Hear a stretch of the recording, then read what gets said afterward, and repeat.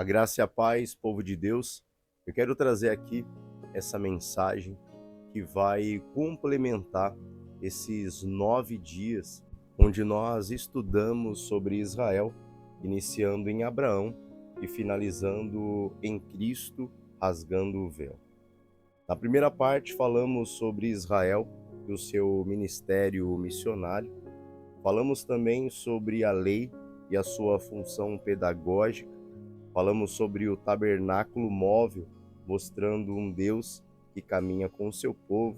Falamos de Davi, Salomão e o templo fixo, um templo imponente, majestoso. Falamos sobre a queda do templo e o exílio. Falamos sobre o segundo templo, sem ouro, sem glamour, mas com a promessa da glória da segunda casa. O famoso templo de Zorobabel, aquele que foi gerado na Babilônia. Falamos também da reforma feita por Herodes o Grande, e aí nesse momento o templo ele volta a chamar a atenção. Falamos sobre Jesus e a sua glória acessível, coxos, cegos, samaritanos e mulheres sendo alcançados pela acessibilidade de um Cristo que anda no meio do seu povo. Falamos sobre o véu rasgado e o muro derrubado. Vamos dar uma olhada no livro de Romanos, capítulo 10, versículo 12, para a gente poder aqui finalizar essa nona parte e iniciar a mensagem de hoje. Romanos capítulo 10, versículo 12 diz assim: porquanto não há diferença entre judeu e grego, porque um mesmo é o Senhor de todos, rico para com todos os que invocam, porque todo aquele que invocar o nome do Senhor será salvo. Olha que interessante, o povo de Deus não é mais conhecido por uma etnia, mas é o povo conhecido pela fé. Nós podemos olhar para os judeus, aqueles que creem no Senhor, e entender que eles são povo de Deus. E eu posso olhar para o gentil, que tem a mesma fé, que crê no Senhor Jesus, e eles também são povo de Deus. Nós entendemos que Jesus é a oliveira e os judeus são os ramos naturais, mas os gentios são os ramos que foram enxertados nessa oliveira. Não se nasceu uma nova oliveira, mas somos da mesma oliveira. Por isso que hoje eu quero iniciar essa mensagem te contando uma história, uma única história sobre nós em Cristo. A Bíblia não é apenas o registro do que Deus fez com os outros, ela é a revelação do que Deus fez conosco por meio de representantes. Um exemplo disso, eu acredito que você deve lembrar quando o profeta Natã contou uma história para Davi. Aqui Natã conta uma história cruel de um homem que havia pegado uma ovelha de seu vizinho, e esse homem tinha muitas posses, não havia necessidade dele pegar aquela única ovelhinha que o seu vizinho tanto amava. E antes de Natã, talvez, finalizar essa história, o Davi, ele já tinha um veredito. Esse homem deve morrer. Mas Natã, de forma sincera e justa, olha para Davi e diz: Davi, esse homem é você. E assim Davi percebe que aquela história, na verdade, era a sua história. E a Escritura faz o mesmo conosco. Quero falar aqui sobre 3 lugares onde eu e você estamos. Primeiro, nós estamos no Éden, no Jardim do Éden. Segundo, nós estamos na mesa da ceia. E terceiro, estamos nos céus em Cristo Jesus. E essa aqui é a linha da redenção: o Éden, a ceia e os céus. Falando primeiramente sobre o Éden, onde nós acabamos fazendo uma escolha, e essa escolha foi ver sem Deus. E o que o diabo ofereceu para Eva nesse dia? Aqui muitos falam que o que foi oferecido para Eva foi um fruto, mas na verdade o que o diabo estava oferecendo para Eva era autonomia. A partir daquele momento, quando Eva comesse do fruto, algo aconteceria.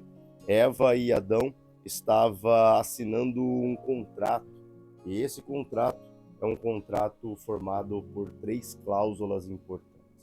Primeira cláusula, eles não dependeriam mais da revelação. Eles não dependeriam mais que o Senhor desse a direção, que o Senhor falasse com eles, já que o diabo em sua conversa disse: Deus é um mentiroso, vocês não vão morrer coisa nenhuma, pelo contrário, quando vocês comerem desse fruto, vocês serão igual a Deus, conhecedores do bem e do mal. Portanto, na primeira cláusula entendemos, a partir daquele momento, o homem ele passa a não depender mais da revelação. Segunda cláusula, não receber mais a verdade, não olhar para o Senhor entendendo que Ele é a verdade, que Ele é essa verdade exclusiva, de que do Senhor não há engano, mas o diabo bem disse, Deus é o mentiroso. E terceira cláusula, julgar a vida a partir de si mesmo. E naquele momento nasce a moral autônoma e ali também nasce o ser humano que decide o bem sem Deus. Em 1 Coríntios, capítulo 15, versículo 22, olha o que a Bíblia diz. Porque assim como todos morrem em Adão. Perceba que a queda, ela foi a queda de um só homem, mas como esse homem era o nosso representante, foi a queda de todos. Então essa queda, ela não nos surpreende, mas ela nos revela. E qual foi a solução que aquele casal encontrou para a queda, já que a Bíblia diz que quando eles caíram, eles perceberam que eles estavam nus. Eles coseram folhas de figueira.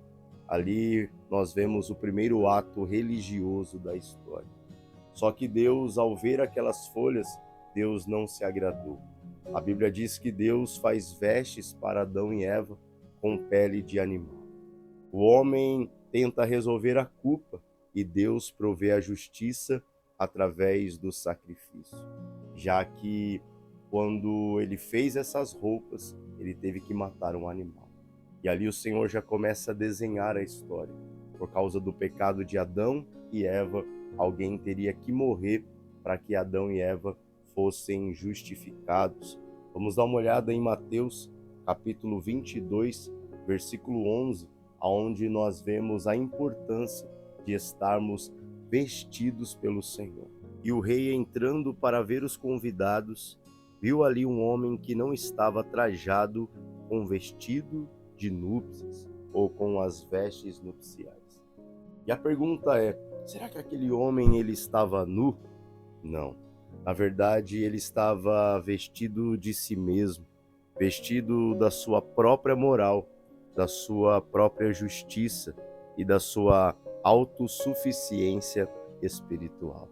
Veja que aqui a Bíblia ela está falando sobre um homem vestido de maneira inadequada, vestido de si mesmo, mas na verdade, olhando para essa história, mais uma vez, nós estamos olhando para a nossa própria história. E agora partimos para a nossa história de hoje, a história da ceia, onde Deus nos convida a comer. Os discípulos chegam para a ceia não apenas para uma memória emocional, mas para uma memória histórica, já que os discípulos eram judeus, então eles acreditavam, Deus nos tirou do Egito, era a história deles, a história onde eles estavam escravizados no Egito, mas o Senhor, através da sua poderosa mão, os tirou daquele lugar, por isso uma memória histórica, mas também uma confissão teológica. Não fomos nós, mas foi Deus. Sabemos que o Senhor escolheu Moisés para tirar aquele povo do Egito, mas Moisés era o representante do povo. Mas todo momento, quem estava trabalhando, quem estava tirando o povo, era o próprio Deus. E por último, uma esperança escatológica, assim como ele libertou, ele libertará de novo. Então, para os discípulos, eles estão ali na mesa para lembrar da obra que o Senhor havia feito. Eles estavam ali para celebrar a Páscoa, mas naquela noite, naquela ceia, algo vai mudar radicalmente. Ali a ceia não será apenas celebrada, mas ela será cumprida. Ele não estava eliminando a Páscoa que eles conheciam desde o primeiro século, mas ele estava a cumprindo e ele estava a redefinindo. Jesus não disse, esqueçam o que Deus fez. Ele está dizendo, agora vocês entenderão o que Deus fez desde o início. E a partir de hoje, o animal não vai precisar mais morrer, nem seu sangue precisará ser derramado. Todos aqueles que morreram antes de mim cumpriram a sua missão, porque na verdade eles eram uma seta que apontava para mim. Em João, capítulo 1, versículo 29, nós temos a passagem onde João Batista está batizando as pessoas, está falando sobre Cristo, e lá vem Cristo, vindo em sua direção. E João Batista para tudo para dizer, eis aí o Cordeiro que tira o pecado do mundo. E a partir dessa Páscoa, não se comerá mais a carne de um cordeiro que morreu, mas comeremos a carne e beberemos o sangue de um cordeiro que morreu sim, mas ressuscitou e está vivo. Os discípulos não estavam participando da Páscoa, tendo a presença ilustre do Filho de Deus somente, mas eles estavam diante do próprio Cordeiro. Quando olhavam para trás, viam o sacrifício. Quando olhavam para o presente, viam a presença do Filho. E quando olhavam para o futuro, viam a glória do Senhor. Em João capítulo 6, versículo 51 diz, ele é o pão vivo que desceu do céu. O que nós estamos falando aqui é algo que precisa fazer os nossos olhos se abrirem, fazer o nosso entendimento se aguçar. A Páscoa realizada, celebrada pelos judeus, nunca pôde ser celebrada pelos gentios. Nós que entendemos a importância da Páscoa, não matávamos o cordeiro, não usávamos o seu sangue para passar nas ombreiras das portas, mas simplesmente contemplávamos a história.